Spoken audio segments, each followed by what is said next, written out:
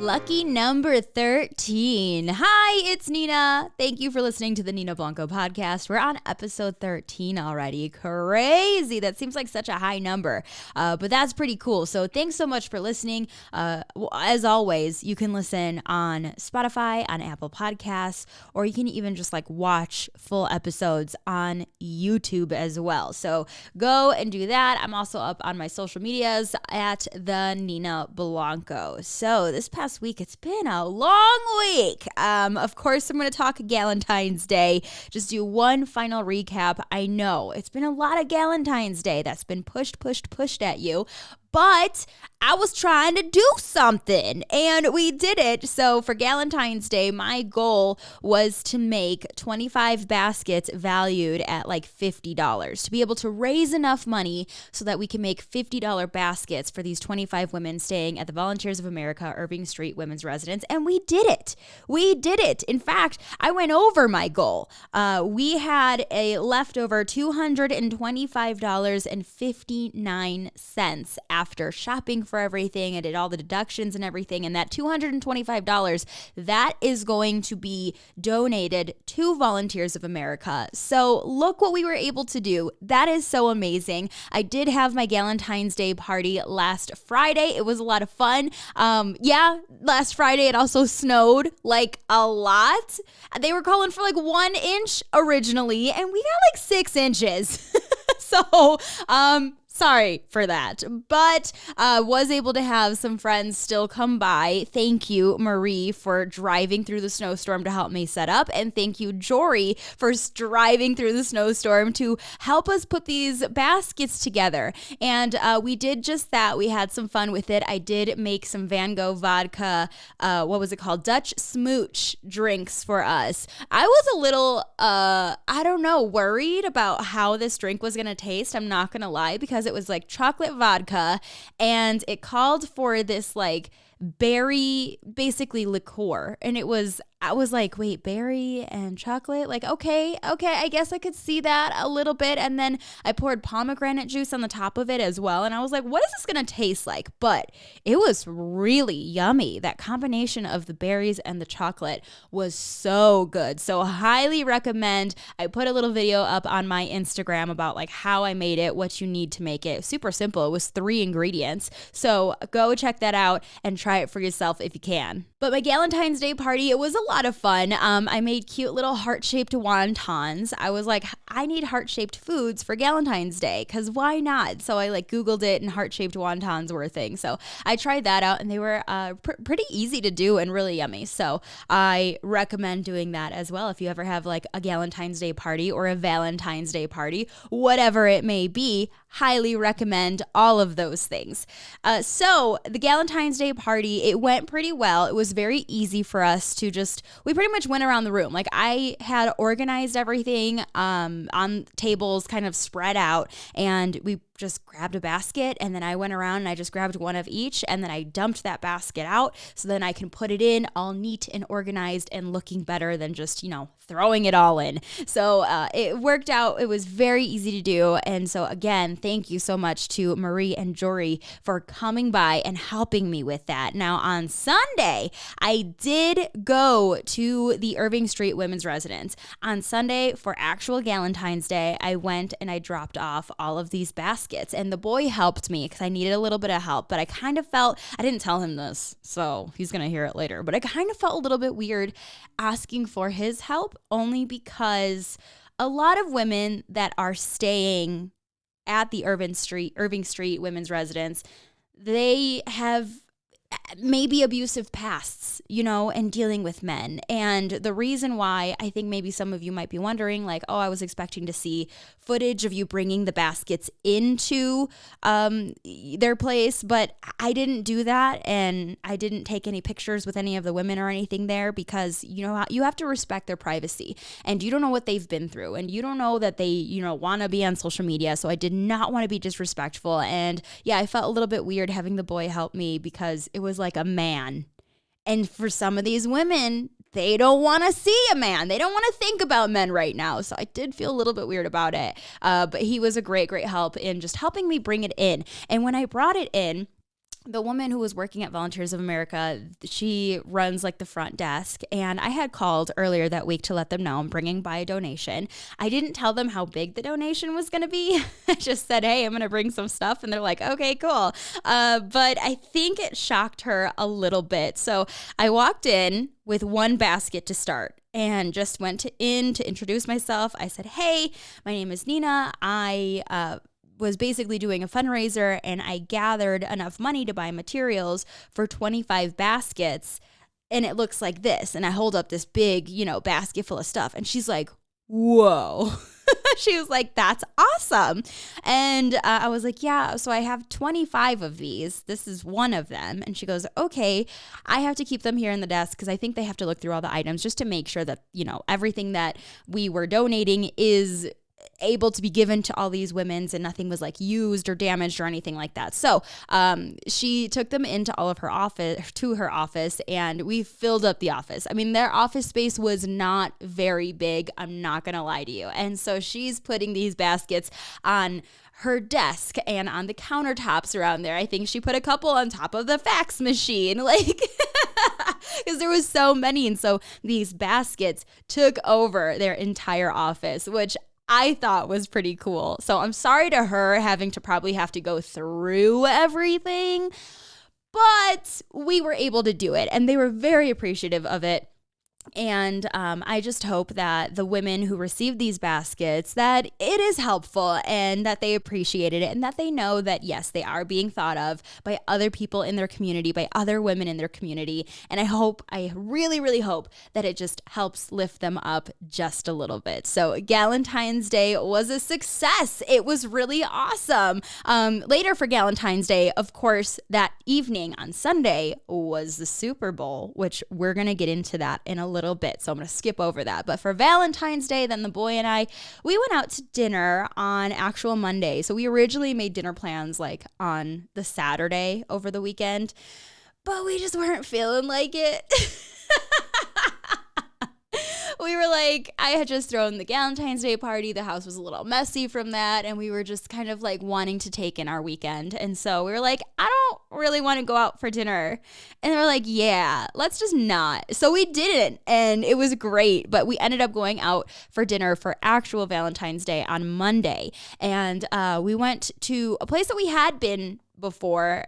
I hope I'm pronouncing it correctly because I'm not 100% sure, but Daeji, and it's Korean barbecue, and they have a couple locations. And so when I originally went, it was a couple of years ago, and my cousin Lizzie came to visit, and she loves Korean barbecue. She's like, if you've never tried it before, we got to go. And so since she was staying at our place and we were taking her out to do all the Colorado things, she was like, I want to treat you guys for dinner. And she picked that place. And so we had gone like a couple years ago. It was their location in Aurora, I believe on Havana is where their location is. And it was really cool. And we sat around this little grill. I'd never done it before. But then, having to do it again for Valentine's Day a couple years, later, we went to the South Broadway location. It's a super cute place and a lot of fun. The boy and I were talking about, what do we want to do for Valentine's Day? Do we want to, like we normally do, like we love sushi. And so we'll go all out for sushi, just get real expensive with it. So we've done that before. Seafood we really like. And so we're like, I don't know. I was like, I kind of want to do something fun for Valentine's Day this year, like hibachi or Korean barbecue, or like something where it's a little more interactive. Like it doesn't have to be super fancy or anything. It can be more casual. We're cool with that. We've been in a relationship long enough, but I want to do something fun. And so we picked Korean barbecue at Daeji, and it was really fun because you're sitting around this grill. They turn it on for you. We did the like all you can eat barbecue, and they just start bringing you stuff. They bring you all these tiny little bowls of their like the sides, and a lot of it's like different kinds of kimchi. My favorite last night was the cucumber kimchi. Oh, So good. It was like pickled cucumber and then all the spices and everything. Oh, it was just really, really yummy. So you have all these different little side dishes, and then they bring you this giant plate full of like marinated meats and of course the barbecue short ribs. And so you have the grill in front of you in between you two, and so they give you like tongs and the whole thing, and you grill your own meat, and it's right there on the grill. And it was just a lot of fun. It's just something different. It was a lot of fun, but I highly, highly recommend go and check it out. I posted up on my story on Instagram, and I had a couple people like, oh my gosh, I've been wanting to go there, but I haven't gone there yet. I'm like, what are you waiting for? Go! It's so yummy. So, so good. And because I ordered the all you can eat, you could be like, hey, I want some more of that bacon. I want some more of that marinated chicken or whatever it is. And they'll bring it for you. And it's also all you can eat sides. So I ordered a couple of the cucumber kimchi. I was like, I'm going to need some more of this one. So it was really, really yummy. Go and try them out. Highly recommend. Back to the Super Bowl. Let's get back to Sunday night. Super Bowl was really awesome. I mean, the halftime show, I was really just there for the halftime show.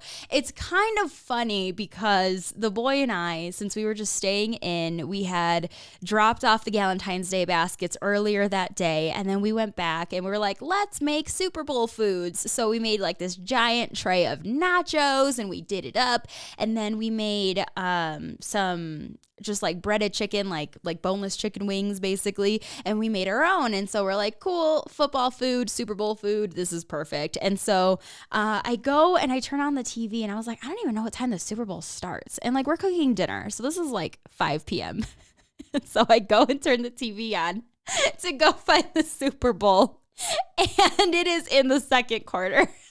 I was like, oh, we like missed the whole first part of the game, which is okay because neither one of us is like into football or sports for that matter. And I was really only there for the halftime show. Luckily, I didn't miss the halftime show.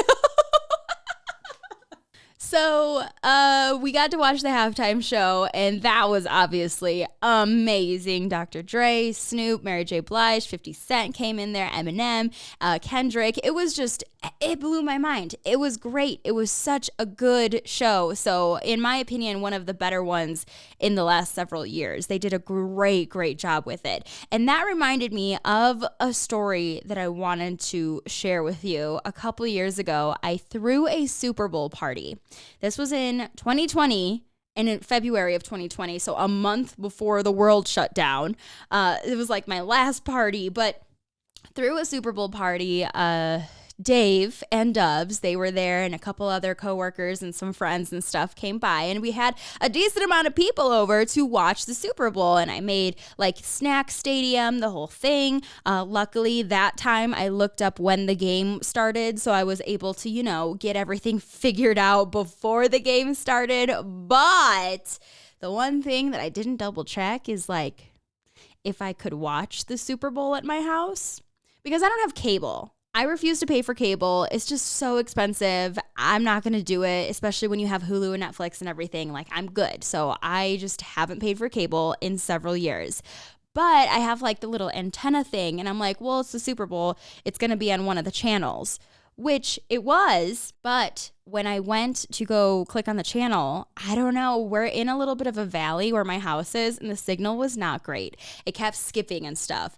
And my friends that were over, especially the dudes that are like super into sports, they were like, I can't watch it like that. Like, no, we can't do that. And I was like, oh, well, I think I saw a thing on Hulu, like it's streaming on Hulu, but I hadn't paid for like the premium Hulu thing. And I was like, oh shit, I can't watch it on Hulu. So I threw a Super Bowl party without a way to watch the Super Bowl, and people were pissed. We had a couple of friends. My friend Andrew, he was about to leave and go home before the game started so that he could watch it. I think Dave said the same thing. He was about to leave. It was bad, but we eventually got it figured out. I think we downloaded like the NFL app or something on my TV, and we were able to stream it and watch it there, no problem. So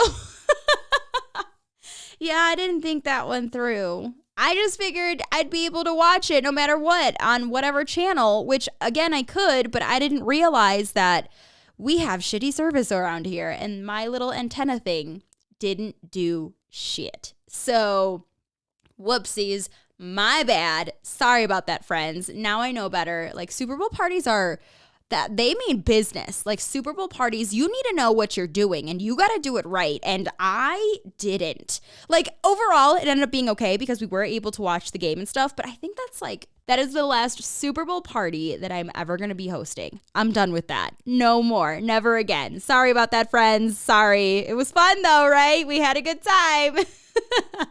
So for Valentine's Day, I kind of thought about this story that had happened to me as well, where I had a secret admirer. So first of all, I just want to point out that I think my cousin had a secret admirer. So she just recently moved out to Arizona. She's living in Phoenix and she's like doing her thing. She's a bad bitch. And so she's got her own place, right? And she's in this apartment complex, doesn't know anyone in Arizona. So it was kind of like a risk for her. And she took the leap and she did it and she's loving it out there. But when she moved into her apartment, she didn't know many people, but it was a big apartment complex. And so she was hoping, I'll socialize, go to the little apartment things that they throw and, try to meet some people.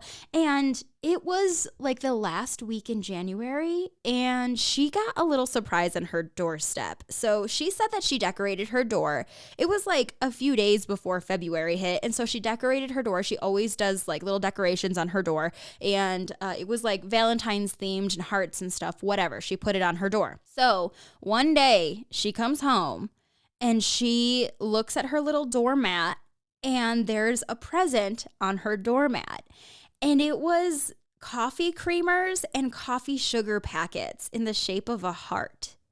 And I was like, oh my gosh, someone left you a message. I think you have a secret admirer. And she's like, no, there's no way. I'm like, dude, it's in the shape of a heart. We're about to get into like Valentine's Day season.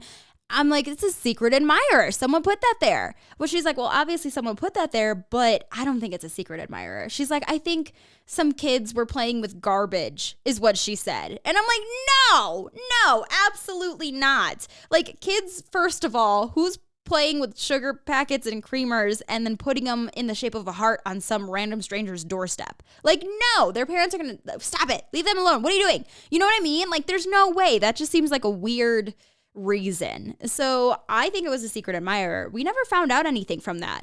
She just like took it away and like, I don't know, probably threw away the creamers or whatever, or maybe used them. Who knows? But nothing ever ended up happening with that. But I still think that it's a secret admirer in her apartment complex. And someone was not trying to be creepy because she was a little bit creeped out. I was like, for sure, lock your doors and stuff tonight. Yes, absolutely. But I don't think they're trying to be creepy. Like, I thought it was cute because she's very much a coffee person. Always has a coffee cup in her hand. She's the biggest Starbucks fan ever. It's disgusting. But, I just think someone noticed that she was a coffee fan and they put little creamers and sugars on her doorstep, and I think it was a secret admirer. But I need to know what's going to end up happening with this. So far we don't know who it is. I don't know like what she should do to respond. You know what I mean? Like, would she put a note on her door and be like, hey, who left me that stuff?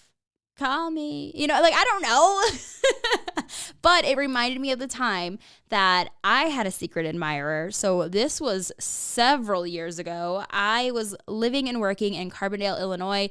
I was going to school at SIU and I was working at a radio station, CILFM 101.5 CILFM. And I worked nights. I worked evenings. I didn't start until 6 p.m. Sometimes if I was a good noodle, I would show up at like 5. But I didn't get there until like everyone was leaving the building, and then I was the only one in that building. And so earlier in the day, it was on Valentine's Day, February 14th. I don't know, probably like 2012 or something. Probably 2013 maybe. So my boss, we were pretty tight, and he texted me. He said, hey, you got a delivery at the station. And this was like several hours before I was going into work. And I was like, what do you mean I got a delivery? He goes, I think it's from a secret admirer. It's like a Valentine's thing. I'm like, what? I'm like, send me a picture. Because I was at home. I'm not about to go to work right now. So he sent me a picture. And it was like a teddy bear and flowers. And the thing is it didn't have a note, but it was delivered to Nina Blanco at my work. And I was like, oh my God, like people know I work there, obviously. So they sent it to my work. And I was like, I don't know who could have done this. So I'm like racking my brain. I had like not just, but probably just broke up with like a pretty serious boyfriend. So I know it wasn't him. I broke his heart a little bit. I'm not going to lie, but I know it wasn't him. And I was like, well, I'm talking to so-and-so. Maybe I'll text them. So I texted the guy that I was like kind of saying, I was like, hey, did you send this? And he was like, no. And I was like, oh, okay, thanks. But anyway, I didn't know who sent it. And I was like, what the hell? So finally I get to work and I see it for myself. And it's this cute little teddy bear. And it's got like gorgeous flowers and stuff, like lilies and roses. And I was like, this is so cute. And someone spent like a little bit of money on this. I'm like, who is my secret admirer? So I start my show. I'm on air, and so I pretty much did whatever I wanted. And of course, it was Valentine's Day, so I was like, hey, shout out to my secret admirer, because I don't know who sent me this. And so I was talking about it several times throughout the night, and eventually, I think I put it up on Instagram. I put it up on Instagram and Facebook or something. Like I took a picture with the little teddy bear and the flowers, and I was like, I got a secret admirer. This is kind of cool. Never had that before, but I don't know who sent it. And I like put it up on Instagram and Facebook because I was determined. I'm like, I'm going to find out who sent this to me. Then I get a phone call from my mom. Yeah. Norma called me and she goes, hey, how are you? I'm like, hi, Mom. I was like, I have a secret admirer. It's kind of cool. She goes, sweetie, I sent that to you. And my heart just dropped. I was like, holy shit, I'm such a fucking loser. My mom doesn't know why there wasn't a note attached to it. I don't know. I mean, it was Valentine's Day, the flower shops or whatever. I'm sure they were busy. And so maybe the note fell off during the delivery or I don't know what, but the note fell off of it. And so there was no note attached to it. And I was like, Mom, you sent this, which was super sweet, super duper sweet of my mom because, she's cute like that. And she and I were close. But I hadn't gotten anything from her for Valentine's Day, like since I was a kid. You know what I mean? Like when you're a kid, your parents will get you like cute little Valentine's Day things. But my parents did anyway. And so I hadn't gotten something like that from her in a really long time. But I think because it was my first Valentine's Day, I don't know, like I said, I had just broken up with this like serious boyfriend. And so like first Valentine's Day single in a while, my mom was like, I'm just going to let her know I'm thinking of her and I'm going to send her a little thing. But she sent me flowers and chocolates and a friggin' teddy bear. I'm like, that's all out. That's beyond just like your normal gift that you get from your parents. And yeah, it was my mom. So I didn't really have a secret admirer, but I've always wanted one. And now it's never going to happen because I'm engaged, which is fine because the boy, I love him, the love of my life. Can't wait. I want him to be my forever Valentine. But also, it would have been cool to have a secret admirer one time. Thanks, Mom. Love you so much. Really appreciate that. But I want to know if you've ever had a secret admirer, like how did it go down? And how did you find out who that person was and how did they reveal themselves? And did you eventually, like, I don't know, give them a chance? Like, I think it's cute. I don't think secret admirers are creepy. A lot of people kind of do though. So I guess if you are planning on ever being someone's secret admirer, first of all, make sure that you know how that person feels about it, or take your best guess because maybe you don't know them very well and you're an acquaintance or whatever, but also just don't be creepy about it for sure. But I think it's cute. Some people like my cousin, they don't think it's cute. They only think that it's creepy, but I don't know. I think it's cute. Where does that line? Where's that drawn line? You know what I mean? Like what's cute, what's creepy? But for a secret admirer, like I think it's cute. It's kind of a tradition, not a tradition, but something that has been around for a long time, just having a secret admirer. And I think it's sweet. Like send me some flowers and You can be anonymous, even if it's sent like, I don't know, a day or two before Valentine's Day or on Valentine's Day, but you obviously have to reveal yourself. You can't leave someone hanging and just like send them gifts without saying, oh, hey, it was me. I'm into you or whatever, because then that's creepy. If you're only sending gifts and not revealing who you are, then that is creepy. But if you send something, I don't know, give it a little bit, about a couple hours, let them guess, like, I was like so giddy all day when I thought I had a secret admirer. I was giddy, and I was like, oh, this is so cute, who did this? And racking my brain, and it was fun for me. You have to eventually reveal yourself, you know what I mean? And my mom did, so thanks Norma. Speaking of Norma, she is coming out to Colorado to help me with some, I don't know, wedding stuff next month, about a month from now, which is exciting. So I'm excited to see her. I haven't seen her in a hot minute. And yeah, I miss my mama, and I can't wait to do wedding things with her. So I'm sure there will be plenty of adventures to talk about whenever my mom comes next month. But until then, you're going to have to deal with me telling you stories about things that have happened, either currently or in the past. And that's kind of what this whole podcast is all about. Thank you so much for listening. I can't believe we made it to episode 13. Ooh, lucky number 13. You could listen on Spotify, on Apple Podcasts, on YouTube. If you want me to get my podcast up somewhere else, let me know. Let me know, because I can attempt to make that happen.